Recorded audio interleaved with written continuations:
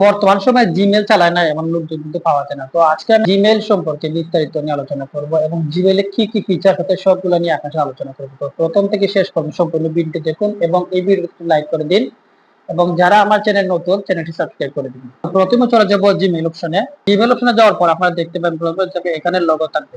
এই লগো হচ্ছে আপনার পরের জিমেইলের অ্যাকাউন্ট। তো এখানে ক্লিক করলে আপনি আপনার জিমেইল সম্পর্কে বিস্তারিত দেখতে পারবেন। অর্থাৎ আমার কোন জিমেইল আছে জিমেইলে এই ভাষা সেট করতে পারবেন।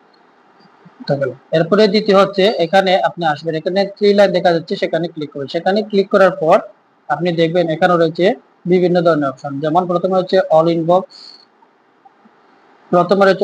হচ্ছে প্রাইমারি, প্রমোশন, সোশ্যাল, স্টারেট, এর বিভিন্ন অপশন রয়েছে। তো আমি একটি অপশন দিয়েছি। অল ইনবক্স হচ্ছে আপনার ইনবক্সের যত ধরনের মেসেজের জমা সবগুলো ইনবক্স। তো প্রাইমারি হচ্ছে যেগুলো আপনার সাধারণত আপনাকে কেউ পাঠায়। প্রমোশন হচ্ছে যেগুলো আপনার এখানে এর হিসেবে। আর সোশ্যাল হচ্ছে আপনি যদি এই জিমেইল দিয়ে যদি কোনো ফেসবুক, ইউটিউব বা এগুলো লগ ইন করেন বা ইউজ করেন, এখানে সোশ্যালের মধ্যে সেই মেসেজগুলো এসে জমা হয়।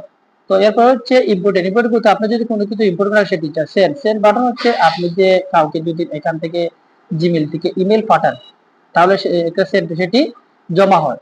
হচ্ছে শিডিউল হচ্ছে কাউকে যদি শিডিউল করে কোনো মেসেজ পাঠাচ্ছেন, অর্থাৎ আপনি মেসেজ দিয়ে এখন দিয়ে দিবেন, সেটি 2 ঘন্টা পর, 3 ঘন্টা পর বা 4 ঘন্টা পর সেই মেসেজটি চলে যাবে। এটা হচ্ছে শিডিউল। এটা হচ্ছে আউটবক্স, অর্থাৎ আপনি কোনো মেসেজ যদি কাউকে পাঠান আর সেই মেসেজ যদি না যায় তা সেটি আউটবক্সে জমা থাকে, অর্থাৎ মেসেজ না গেলে সেটি আউটবক্সে জমা থাকে। এবার ড্রাফট হচ্ছে আপনি কোনো মেসেজ করলেন, অর্ধেক লিখে সেটি কি করলেন, না লিখলেন, সেটি কি ড্রাফটে জমা রাখতে, অর্থাৎ পরবর্তীতে এডিট করে সেই মেসেজটিকে আবার আপনি লিখে এসেছে ড্রাফট। অল মেল হচ্ছে সেগুলা অল মেল আপনার কাছে জমা হবে।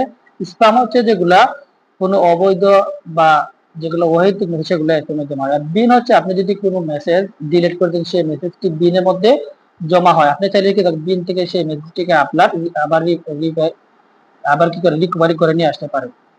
তো এই হচ্ছে মূলত। এরপর হচ্ছে ক্যালেন্ডার কন্ট্যাক্ট।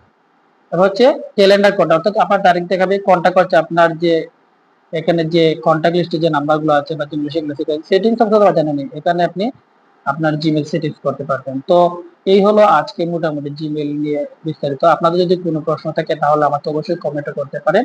এবং তো আজকের পর্বটা এখানেই। ধন্যবাদ সবাইকে।